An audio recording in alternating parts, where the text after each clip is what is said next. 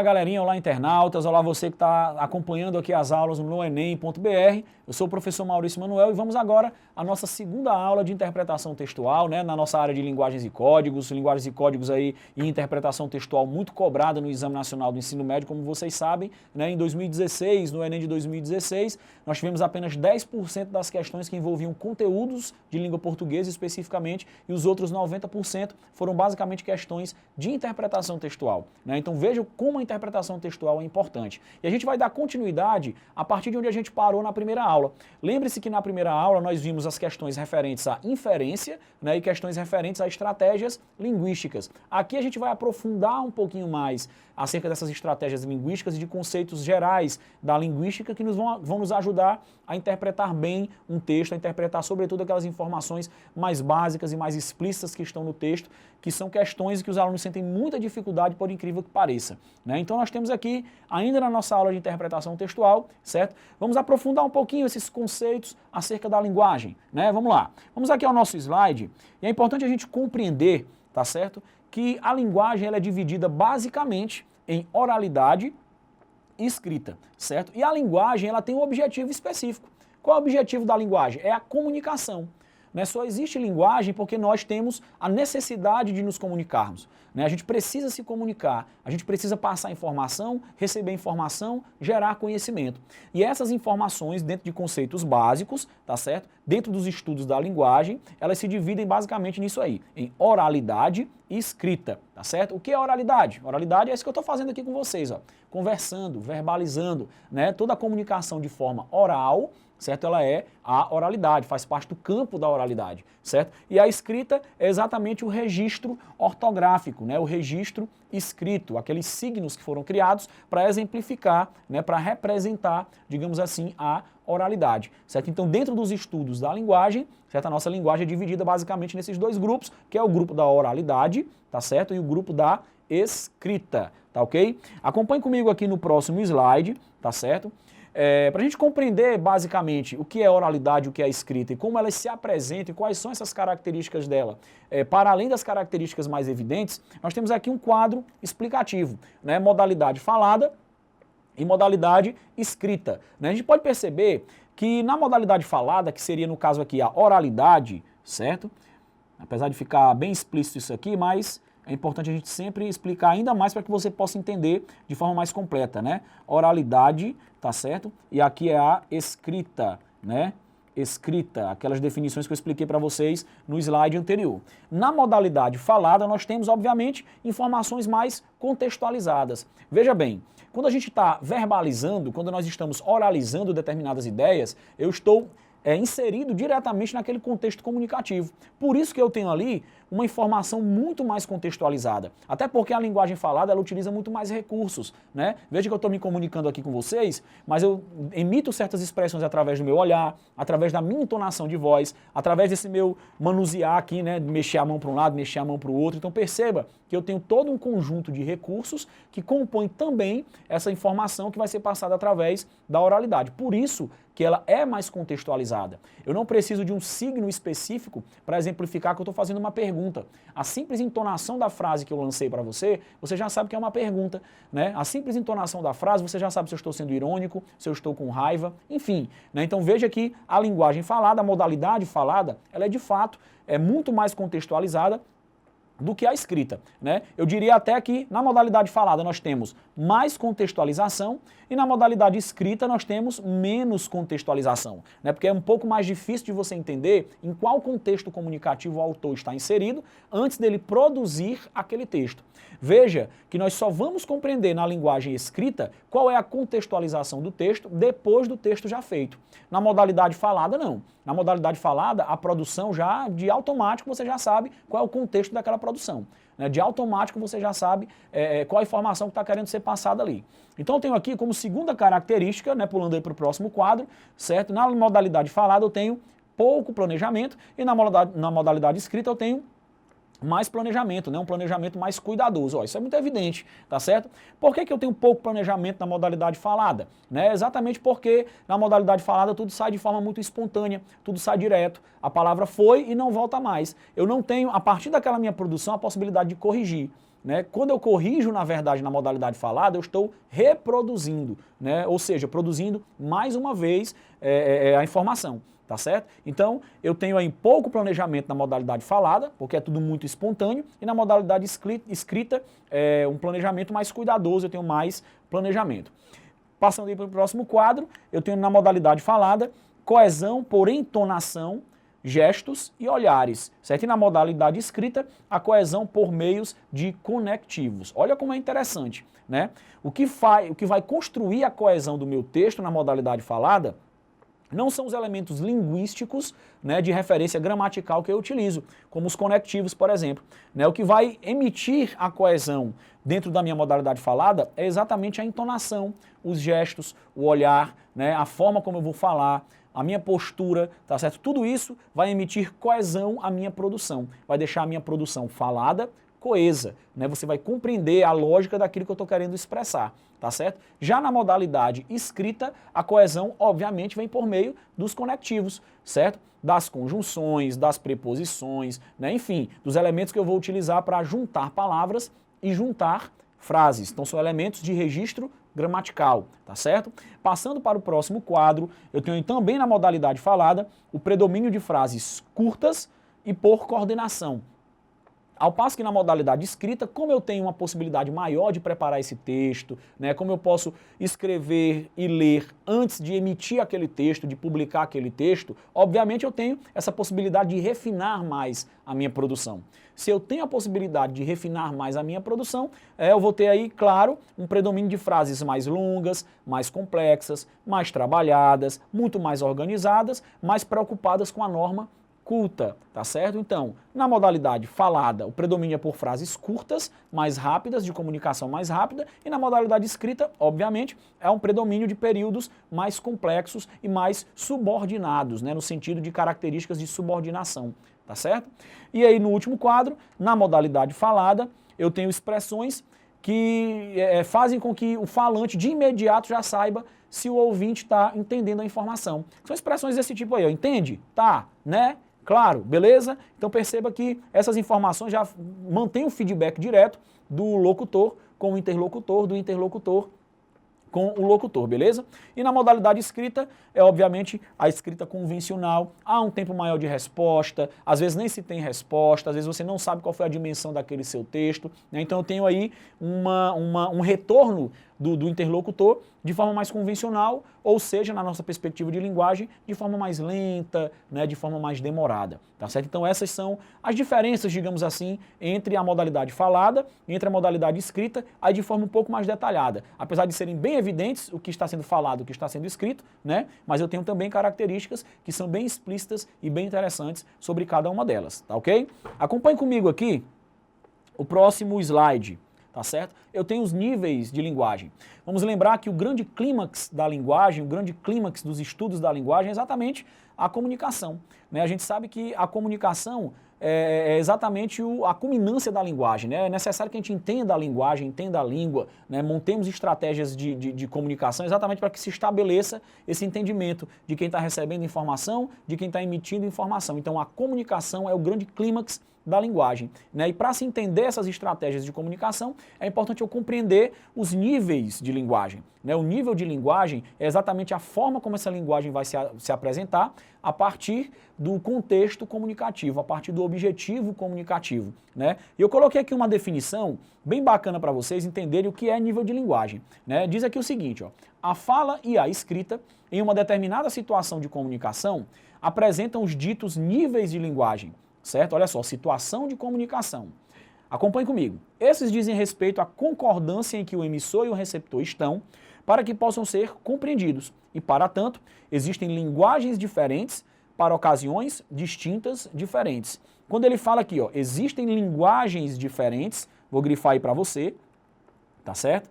Existem linguagens diferentes, né? Veja que esse conceito aqui ele exemplifica bem o que são esses níveis de linguagem. Olha só. Vala-me Deus. Vou apagar aqui de novo. Eu estou aprendendo aqui a usar. Mas vamos lá. Olha aí. Existem linguagens diferentes para ocasiões distintas. Ele está querendo dizer aqui o quê?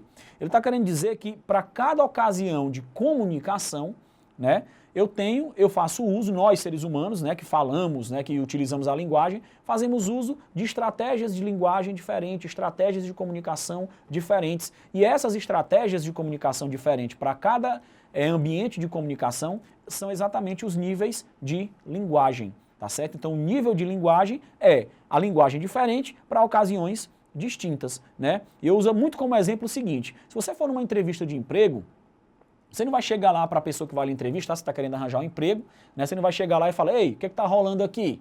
É claro que isso vai fazer com que você seja eliminado direto, né, dessa seleção para esse emprego. Né? Por quê? Porque nesse contexto comunicativo, você não pode utilizar a linguagem que você utiliza com seu colega de rua, com seu colega de bairro, com seu colega da escola, certo? Nesse momento você vai precisar fazer o quê? Você vai precisar utilizar uma linguagem um pouco mais apurada, mais preocupada com a norma culta, porque você quer dar, obviamente, uma impressão de que você vai ser um profissional qualificado, né, de que você merece ser contratado por essa empresa. Então veja bem, para cada situação comunicativa, eu utilizo uma linguagem diferente, utilizo uma forma de me comunicar diferente, a gente se veste de forma diferente. É até interessante utilizar esse paralelo, né? A nossa linguagem é como se fosse um guarda-roupa, né? Para cada local que você vai, você tira uma peça de roupa diferente, né? Se você vai à praia, você usa um calção de banho, as meninas usam um biquíni, um maiô, né? Se você vai a um casamento, você usa um terno e gravata, as meninas usam uma roupa mais chique, mais bonita, mais de gala, né? Já você não vai à praia, por exemplo, e vai vestir um terno e gravata, né? Claro que não, né? Então veja que para cada ambiente específico, se tem uma roupa específica, para cada situação comunicativa específica, eu tenho uma linguagem específica, uma linguagem diferente, uma linguagem mais objetiva para aquele momento comunicativo, para aquela situação comunicativa. Então, os níveis de linguagem são basicamente isso aí, tá ok? Acompanhe comigo aqui no próximo slide. Tá certo? Como eu falei para vocês, ó, o grande clímax da linguagem é exatamente a comunicação. E para que haja comunicação, certo, é necessário que haja um emissor, tá certo? Como você está vendo aí, ó, um emissor, beleza? E um receptor, né? Esses aqui são elementos bem básicos que vocês aprendem lá no fundamental, mas que vai ser cobrado de você no Exame Nacional do Ensino Médio. Tá certo? Né? No Exame Nacional do Ensino Médio existem várias questões em que os elementos da linguagem são cobrados do nosso estudante, do aluno, então você já precisa estar ambientado e dominando esse assunto, né? E o Enem, ele não cobra esses elementos da comunicação como emissor e receptor, né? Exatamente com essa expressão, emissor e receptor. Geralmente o Enem utiliza a expressão locutor, deixa eu apagar aqui, né? Geralmente o Enem utiliza essa expressão. Para emissor, né, ele utiliza a expressão locutor, certo? E para receptor, ele utiliza a expressão interlocutor, né? Interlocutor, ok? Então essas duas expressões, ó, locutor e interlocutor, estão se referindo respectivamente a emissor e receptor dentro do processo comunicativo. Isso aqui já são elementos da comunicação, emissor, receptor, canal, mensagem, todos aqueles elementos que vocês conhecem, mas os mais importantes, emissor, receptor, né? E obviamente locutor, interlocutor, que se referem diretamente a essas duas expressões, certo? Nesse contexto comunicativo. Vamos lá.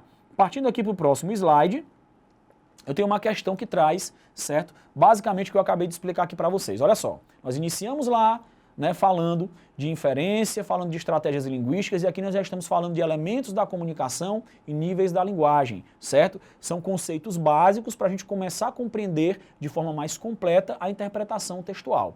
Tenho certeza que após essas duas aulas, né, a primeira aula e essa segunda aula agora, né, você já vai conseguir resolver pelo menos 40% das questões de interpretação textual do Enem, porque elas utilizam de forma bem completa esses conceitos que eu expliquei para vocês, né, na aula anterior e nessa aula agora. Olha só, esse Enem de 2009 foi aquele Enem cancelado, né, por conta do vazamento da prova. Traz uma questão aí que diz o seguinte, ó.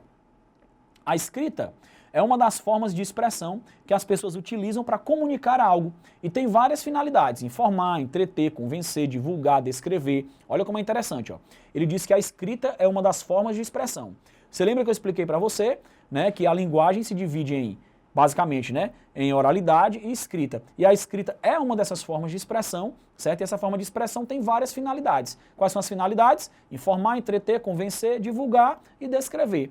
Essas finalidades aqui dizem respeito exatamente ao ambiente comunicativo, certo? Né, ao objetivo comunicativo, né? Continuando aí o enunciado da questão. Assim, o conhecimento acerca das variedades linguísticas sociais, regionais e de registro torna-se necessário para que se use a língua nas mais diversas situações comunicativas. Olha como é interessante, o conhecimento acerca das variedades linguísticas, grife isso aí, gente.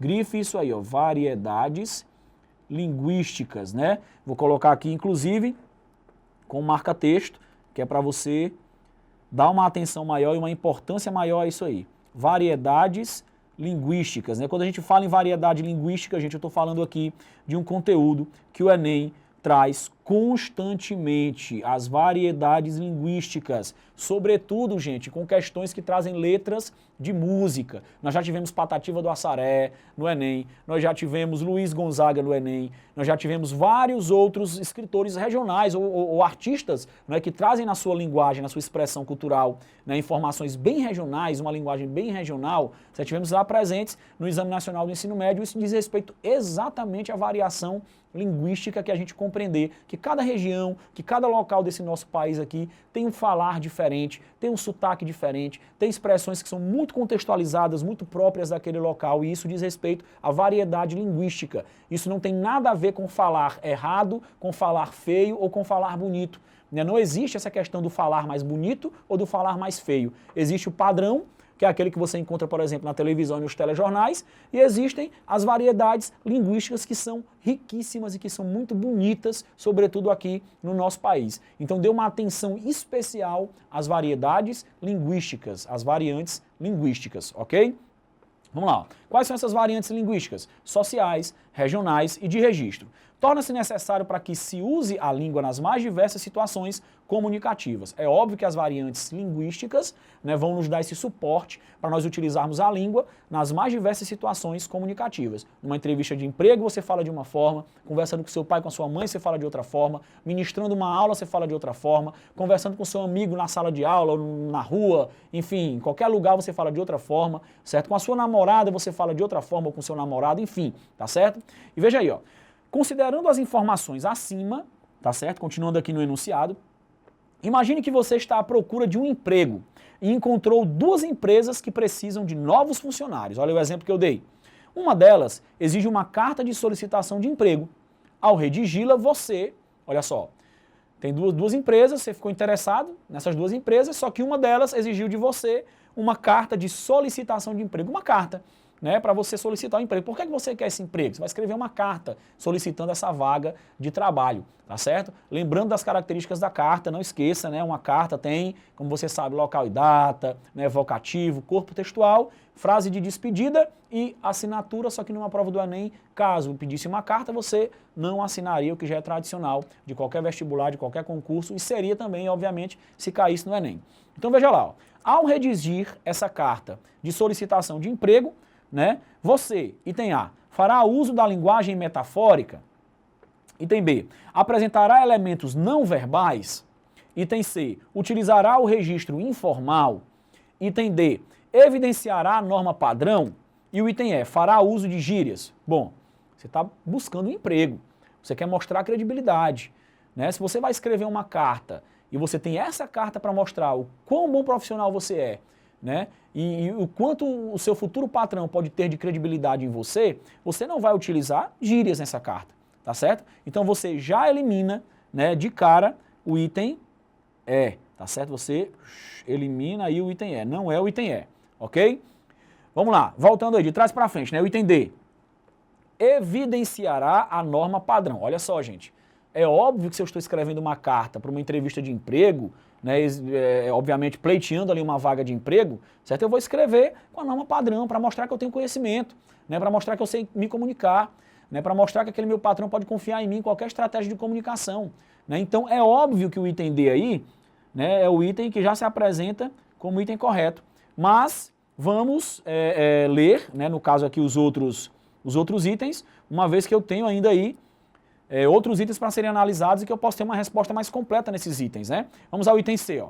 Utilizará o registro informal. Você já anula esse item C aí de cara, certo? Não é o item C, tá certo? Vou marcar aqui também para você tirar esse item C, né? Tchau, item C. Você já deu para ver que eu não tenho muita coordenação motora, certo? Mas tá dando para compreender aí.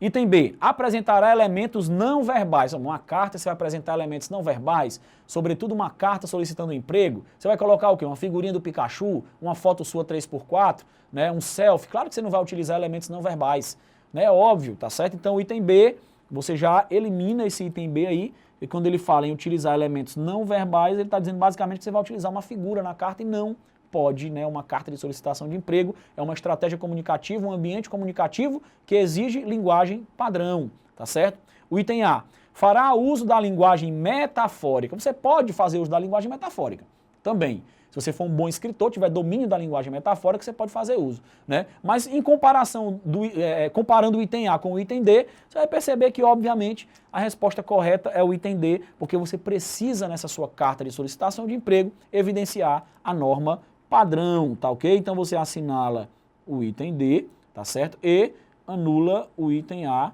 beleza? A resposta correta dessa nossa questão é exatamente o item D de dado, tá certo?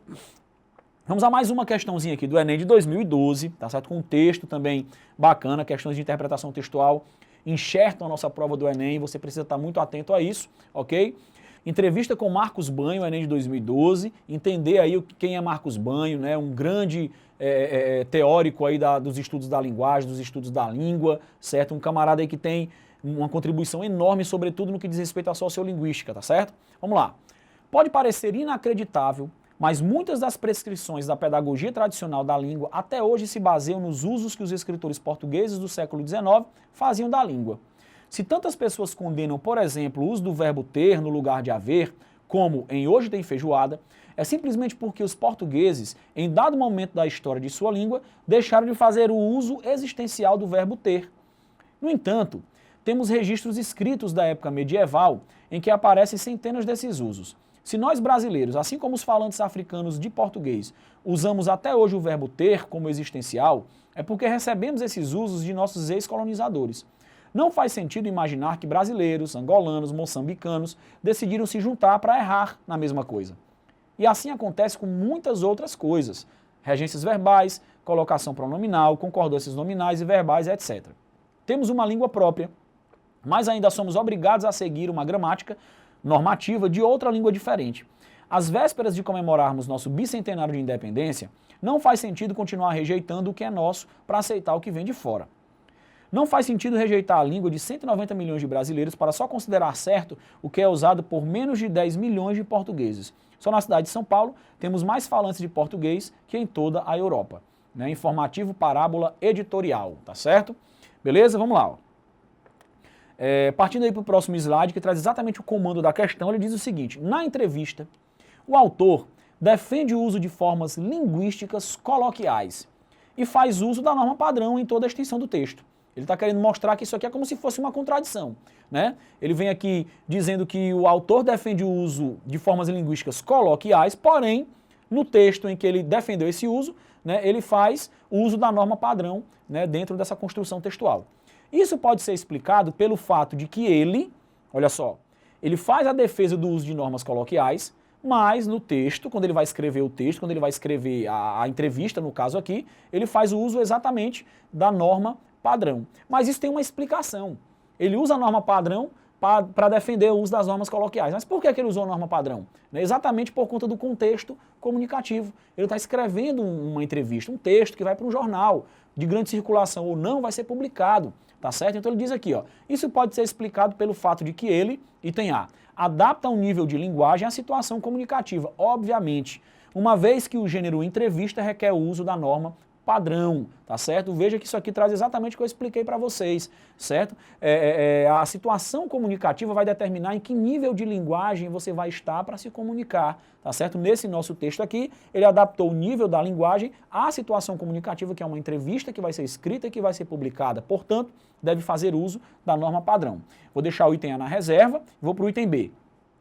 apresenta argumentos carentes de comprovação científica e, por isso, defende um ponto de vista difícil de ser verificado na materialidade do texto. Obviamente não, né? Isso aqui tudo é, obviamente, comprovado cientificamente, houve pesquisa, enfim. Então ele traz, inclusive, na explicação dele aqui nesse texto, né, elementos um pouco mais científicos, né, quando ele fala que moçambicanos, né, quem mora em Cabo Verde, quem mora aqui no Brasil, escolheu errar na mesma palavra. Não, isso é porque ele fez uma pesquisa, ele se aprofundou para falar isso, né, para identificar que, inclusive, nesses outros países de língua portuguesa, né, esses erros, esses equívocos, digamos assim, certo, acontecem também da mesma forma que no Brasil, né. Então, item B, você descarta, ok? Item C. Propõe que o padrão normativo deve ser usado por falantes escolarizados, como ele, enquanto a norma coloquial deve ser usada por falantes não escolarizados. Ele está dizendo que ele propõe isso? Obviamente que não. Não houve esse tipo de proposta e ele nem defende essa ideia também, tá certo? Quem conhece Marcos Banho sabe que ele não defende isso. Item D. Acredita que a língua genuinamente brasileira está em construção, o que a obriga a incorporar em seu cotidiano a gramática normativa do português europeu? Obviamente não. Quando a língua está em construção, o que é que ela faz? Ela faz exatamente transgredir regras e normas gramaticais, exatamente o oposto disso, né? Porque a língua se desenvolve. O que antes era considerado equívoco, né? um erro, digamos assim, o que estava fora da gramática, posteriormente a gramática assimila, tá certo? E vamos aqui ao item E. Defende que a quantidade de falantes do português brasileiro ainda é insuficiente para acabar com a hegemonia do antigo colonizador, exatamente o contrário, né? Em Portugal são 10 milhões de falantes do português, enquanto no Brasil, só no Brasil, são 190 milhões, né? Portanto, esse item E é um item que está errado, o item correto é exatamente o item A, assinale aí o item A. Adapta ao nível de linguagem a situação comunicativa, uma vez que o gênero entrevista requer o uso da norma padrão da língua. Beleza? Ok, meus queridos? Né? Então nós temos aqui o encerramento desse nosso primeiro grande momento, né, de interpretação textual, com esses conceitos básicos interpretativos, né, desde nosso primeiro vídeo até esse segundo vídeo, a gente vem trazendo para vocês conceitos bem simples e conceitos bem básicos, e como eu disse para vocês, entendendo e dominando esses conceitos que eu expliquei aqui agora, sem sombra de dúvidas, vocês vão conseguir resolver pelo menos 40% das questões de interpretação textual do Exame Nacional do Ensino Médio, beleza? Então, galerinha, até a próxima, né? Acompanhe sempre os nossos vídeos, assine o canal e vamos lá, vamos passar no Enem firme nos estudos.